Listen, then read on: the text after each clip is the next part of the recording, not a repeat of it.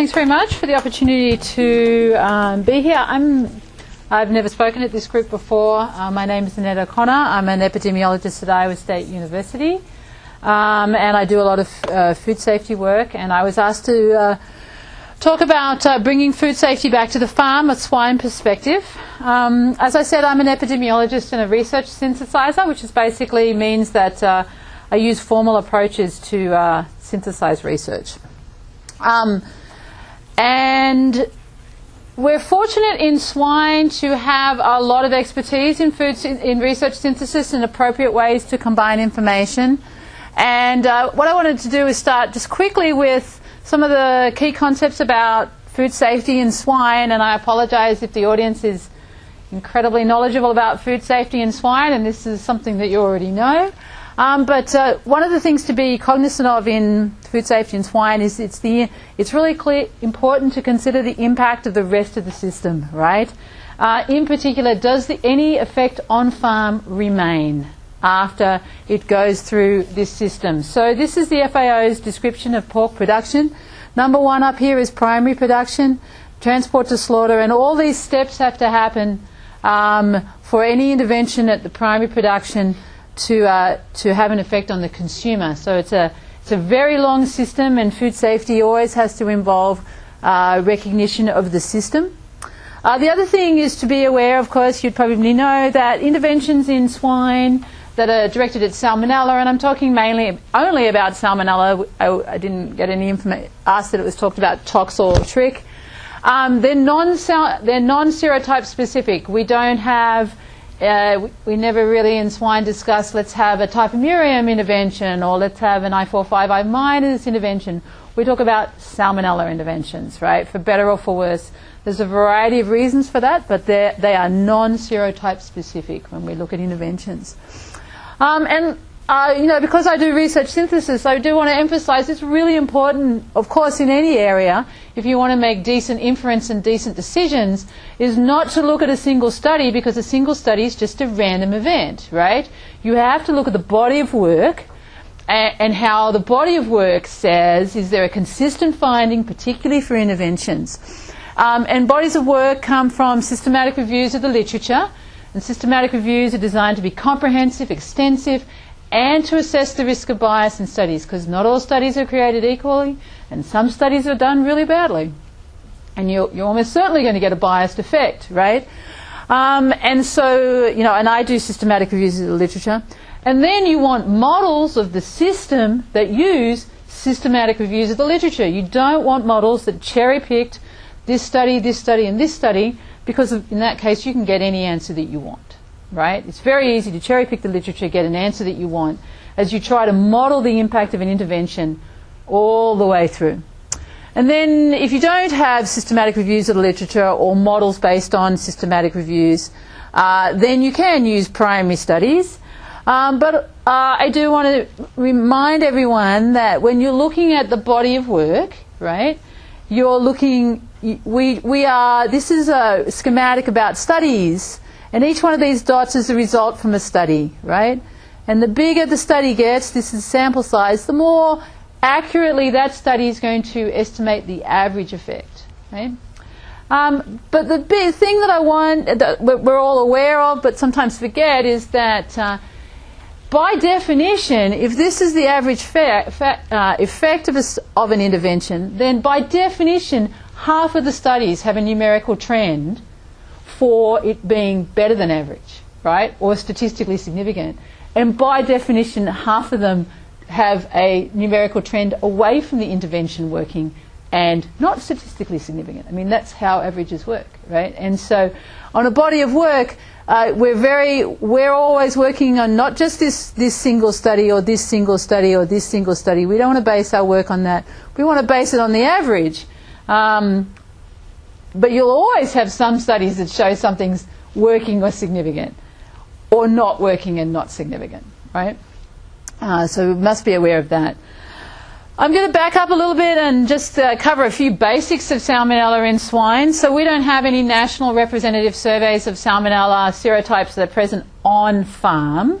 The only nationally representative surveys we have of what's prevalent that's probably the closest, and maybe not even that close in that situation, is collected from NAMs. And so this is a frequency of the serotypes we get from NAMs, the USDA one, which is based on sequel samples and carcass samples.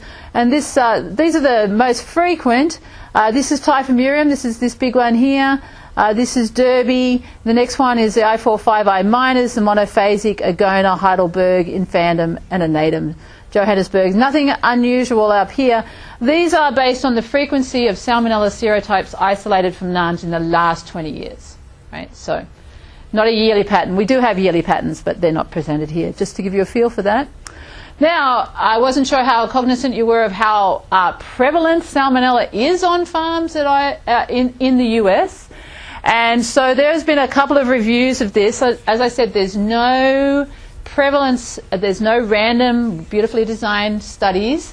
What we have is data from observational studies who've gone out and looked for Salmonella and what estimates of prevalence they had.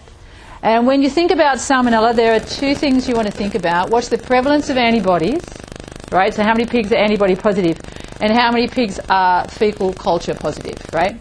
So that's the two metrics that we use. And then the other things we measure is how many herds are positive. And most of the studies have said, if I get one positive, I'm going to call the herd positive. And then within a positive herd, how many pigs are positive, right? So there's been a review of that data, and I just want to show you that. And there's a couple of columns we want to look at. This column here is those observational studies that have looked at the prevalence of herds that have at least one seropositive pig, and it ranges from about 0 to 80%. So the estimates we have are between 0 and 80% of herds have at least one pig that's positive to Salmonella. And then if we do fecal samples, this is the estimates from those observational studies. And again, it's about, the lowest estimate is about 19, 20, something like that, up to about 20% of herds, 80% of herds had at least one pig that was culture positive, right? There's a variety of reasons that's, there are many problems with those estimates because, they're impacted by sample size. If you only take 10 pigs on a farm, you're way less likely to detect it than if you take 30. And so those issues are not standardized in this, but I just wanted you to be aware of that. Now then, so that's how many that's the prevalence of positive Salmonella, positive herds. And then if you look down, given a herd is positive, how many pigs are positive? The estimates are much narrower. So this is serotypes, serology. So, pretty much every study said, less than 20%, right? And for culture, there's a bit of an outlier here, but most of them, again, around about the 20% or less. When you go to a farm that is positive, how many pigs are positive? Just to give you a feel for how much Salmonella there is out there. And this is one last thing that I think you should be aware of with respect to Salmonella on the farm. It's a complicated slide, but it's worth knowing from a perspective of swine on farm. So this is old data, but I don't think we have any reason to think that the ecology of Salmonella has changed dramatically in the last 10 years. So what this is this is the prevalence of seropositive herds. How many pigs were seropositive in a herd in 2002? So what we did is we collected samples from herds at slaughter, and we checked the serology of how many tested positive for Salmonella. So you could see the numbers went from 0% to 60%. So here's a herd that was 60%, roughly 60%.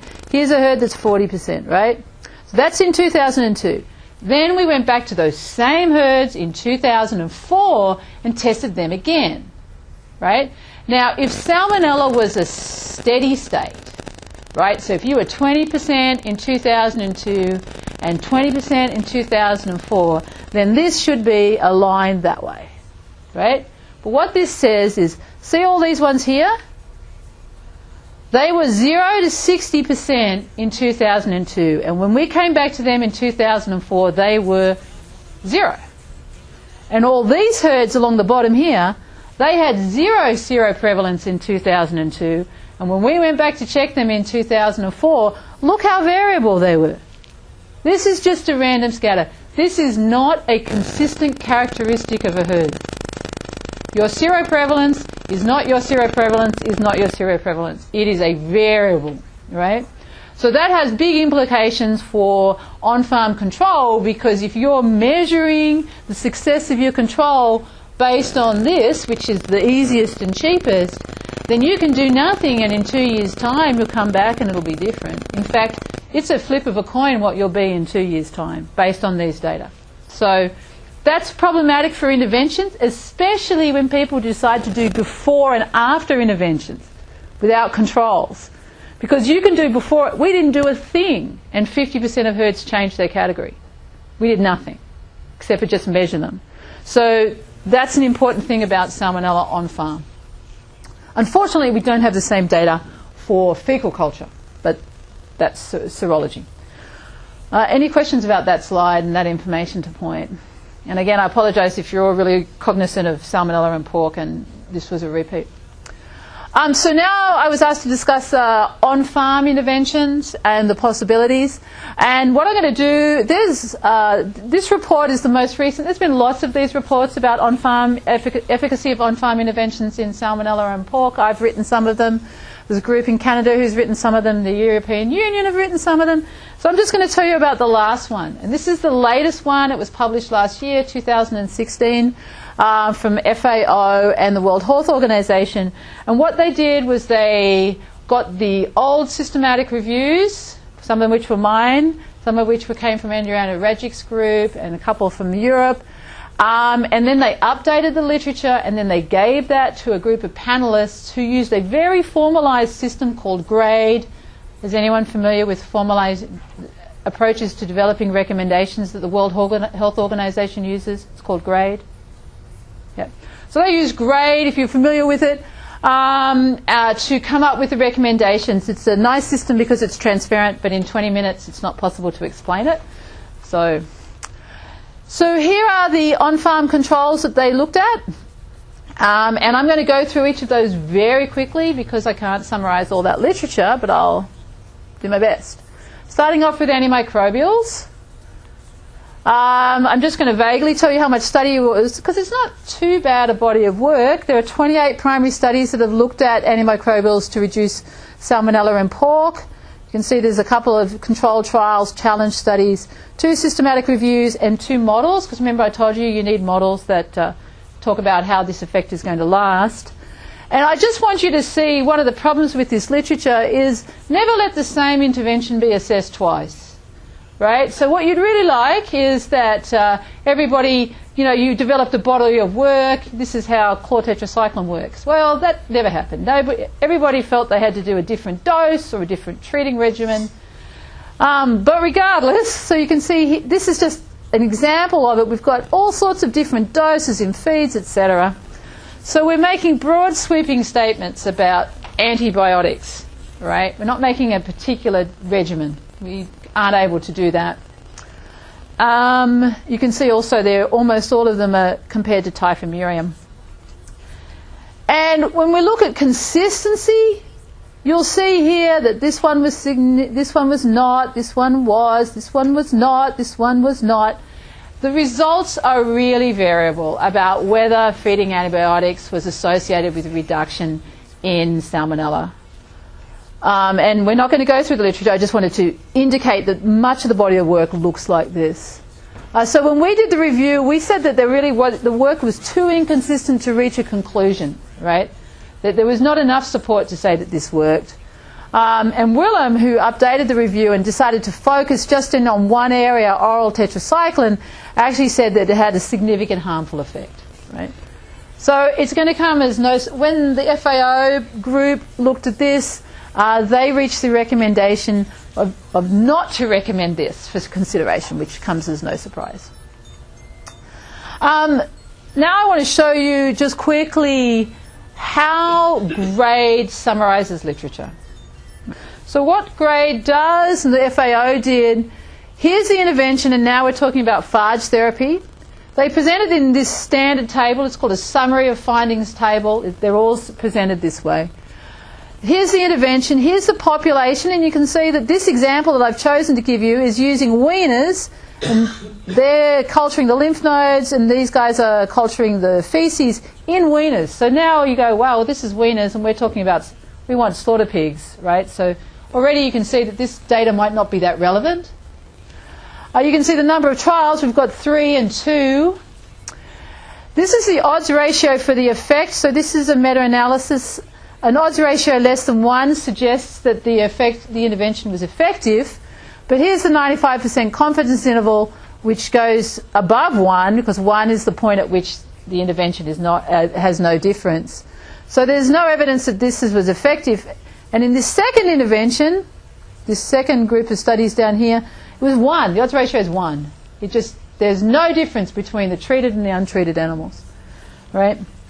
And then what we have is people find odds ratios very difficult to understand, and I don't blame them. I spend my life with odds ratios, and even I find them difficult to understand. So Grade says, let's translate it into some numbers that people get, which is percentages. So you can ignore this, and they've translated this over here that says, without the treatment, you might expect that 45% of those weaners are going to be culture positive. And with the treatment, you might expect that 25% of them are. And those numbers are much easier to understand than an odds ratio of 0.39. But notice here that the confidence interval says actually this group could be between 9% and 50%, which says, we didn't really know, right? But the thing is that's nice about Grade is that you can see these numbers which are much more interpretable. And you can see down here that this one said 100% of these weaners were fecal positive, and even the ones that were treated, 100% of them were positive, right? So that's what summaries of findings tables look like. I'm going to go through the next ones a lot faster. But one thing I want you to point out is the other thing that Grade does is says, how good was this body of work, right? Were these studies well executed? Were they randomized? Were they blinded? Were they large? Were they direct? Did they relate to the population I wanted to use? And the answer using the Grade system was very low. And what does very low mean? It says the true effect is likely to be substantially different from the measured one, which doesn't instill great confidence, right? Even though this is the effect, we're sitting right beside it that this effect, we have very low confidence in that effect, right? So I just wanted you to be cognizant of that you shouldn't really just reading this, you've got to sort of read it with this. And this is what the panel uses when they make their recommendations. So with respect to bacteriophages, which is the data that I just showed you, despite the fact that this doesn't look too bad, because of this, FAO concluded that they would not recommend bacteriophage therapy. So going through now a bit faster, and if you believe that, even faster than I've gone before, we're going to go through the other options that FAO looked at. Biosecurity, there's been a plethora of different studies that looked at biosecurity, all the way from bird control down to the presence of having a toilet. So how people measure biosecurity is pretty variable. Lots of studies, 68 of them, right? And in the end, we can all be happy that FAO did not suggest not having biosecurity, right? It's probably not such a hard one on that one. They did say that there was some evidence that sometimes some of these studies suggested that biosecurity did have an impact on Salmonella in pigs on the farm. So that one was recommended. The other ones were feed and water acidification, and in this situation there are 40 studies looking at organic acids, and I just point out that there's the primary studies, and then there's a couple of risk assessments and 2 systematic reviews. And when we did this in 2008, we found there wasn't really much strong evidence for acidification, mainly because the body of work was so poorly done. Another group found that it was protective, but they had very low confidence in it, right? And here's the Grade table. You can see here's the estimate of the acidification finishes in fecal culture. So that's nice. That's an outcome that we tend to be interested in more than weaners. And then they said that when they did the meta-analysis, with the treatment effect, without treatment you might expect 20% of pigs to be positive, and when treated you might expect 2. But look at the range. The confidence interval went from 0.3% up to 90%, right? So huge uncertainty about the efficacy of the acidification, right? They said it's got an effect, we just don't know what it is.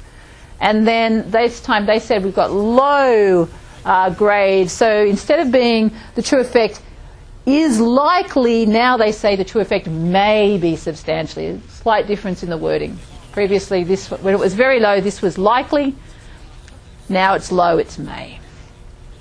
So the problem with this one is this massive range of the intervention, whether acidification has a narrow range of effect. So the FAO recommended this for consideration. They're not recommending you use it, they're recommending you consider it. And it said, but the effect of organic acids depends on other factors. And the use alone will have a limited effect. So it was a recommended but, right? Well, it's not recommended, it's recommended for consideration, but there are lots of caveats about whether this actually works. Feed management and feed additives. So the other one was talking about organic acids. So this time we're talking about manipulation of the feed. And this has got the largest, probably the best body of work, feeding meal versus pellets, coarse feed or fermented feeds. The evidence is quite good. It's not good.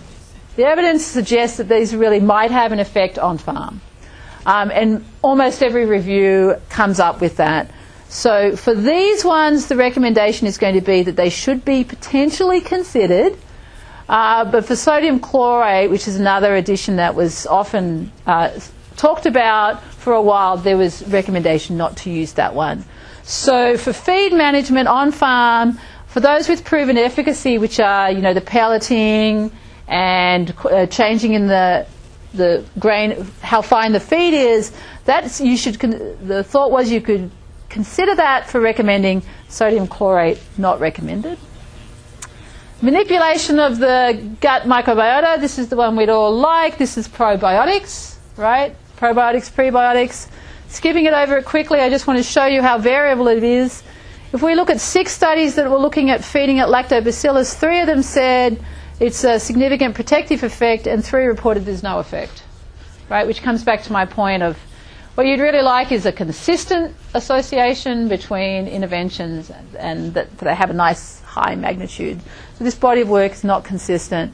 Similarly, when looking at feeding Ephecium, there were 3 studies that reported no treatment effect and 1 study that said there was a huge effect.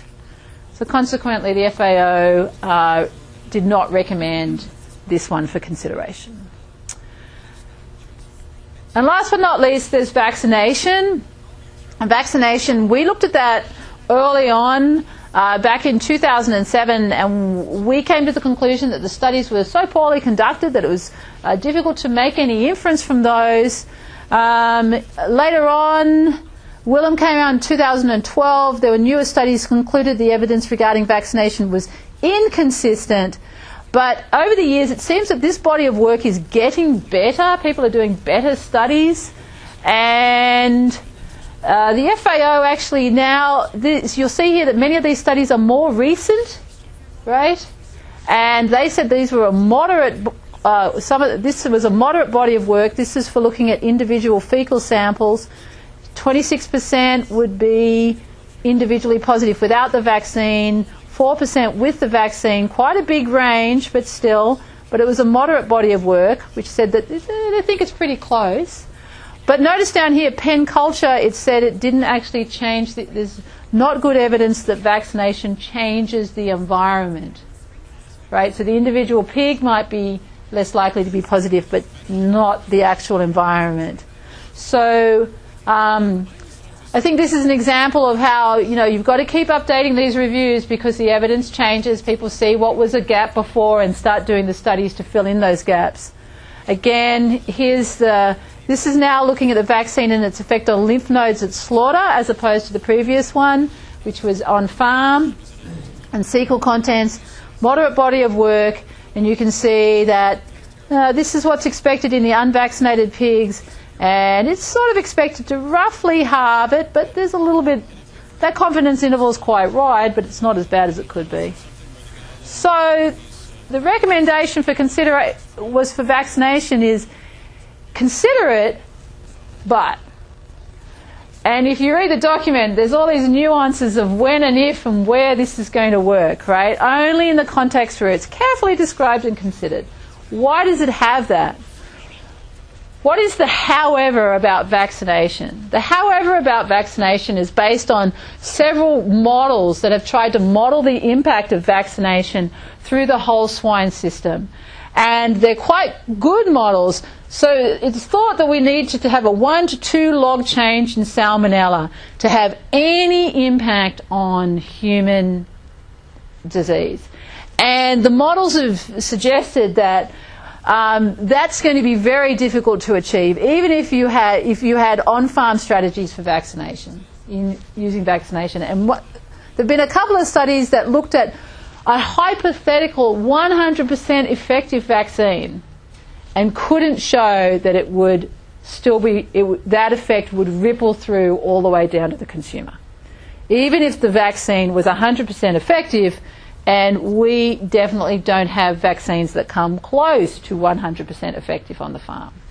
So that's what the however is, right? That it's problematic. So these are the recommendations that FAO came up with, recommended for consideration, and there's a big buts there that these may not always work. And this is the thing that I wanted people to be cognizant. FAO and pretty much everyone else who's ever looked at this says if measures are taken only pre-harvest, then there will be limited effect on the reduction of Salmonella in the carcass. And then imagine getting that carcass to a person, right? All those steps that happen after that. And these come from several risk assessment models that take into account the system. And this is FAO's summary. The results from the models studying farm to fork were consistent in identifying post-farm levels of the chain as the areas containing points of more effective application. So we have a couple of issues. The interventions don't work that well on farm, right? Even the interventions we have that we think work, they're not that good. If they did, and their effects don't tend to carry through. We also have the lairage, which is a huge point of contamination, which seems to be able to undo or any good that might have been done, right? So pigs get into the lairage and they get themselves recontaminated. And on top of that, we have good economic models that show that in the plant or after slaughter, we have good places to intervene that are effective. So that's sort of the challenge that we face with on-farm control. They don't work that well, the work's undone, and then we have other spots where we can really cost effectively and at a real concentration point deal with lots of carcasses effectively. In the interest of time, this is the impact of lairage. I'm going to skip over that. At the abattoir, carcass contamination treatments have been proven to be effective. And I want to show you this process map, which is another systematic review that we did. What this is these are lots of studies that cultured Salmonella on the carcass at bleed. And this is the prevalence they had. You can see it's from 0 to 100% of the carcasses had Salmonella on them at the bleed point. And this is at scald, this is at dehairing, singe, polish, evisceration. And what you can see is that really there's a very nice decrease in the prevalence of Salmonella as we go through the pathogen reduction treatments in the plant, right? And this data is incredibly heterogeneous. This is from any study in Europe, the US, Australia, Canada that looked at Salmonella in pork. So it is huge heterogeneity, which is a strength, right? It really shows that very often the chill, by the time they get to the chill, the prevalence is really low. Right? Some people would say that's a problem, but I would say it's a strength. This is the same data looked at a different way. These lines represent study points in a single study. So this study did all these points, and you can see there's a gradual trend in all these studies. Most of them are showing that the pathogen reduction treatments in the plant are pretty effective. There's a few that don't. So from here to this study looked at dehairing to singeing, and this increased. Here's another one that went from the wash to the cooler, and that's an increase but the trend seems to be decreasing. And I just wanted to point out this again. This was an analysis done by the European Union, and it said, on the basis of current scientific evidence and experience of the member states, it's not possible at this time to demonstrate cost-beneficial interventions to reduce salmonella in either breeding herds or slaughter pigs. Right? Sensitivity analysis indicates that positive cost benefits are only found in the extreme situations, as opposed to the models that show that there are cost-effective interventions in the plant. So the models show they're not cost-effective on the farm, but there are a couple of studies that show that in-plant interventions are effective and in-plant interventions are cost-effective. That's not to say we don't want to try to control on the farm, but we don't have great interventions, and they're not terribly cost-effective. I remind you of the pork production system, and thanks very much. If you want to learn more about our approaches to research synthesis, this is our group. We do systematic reviews in animals and food.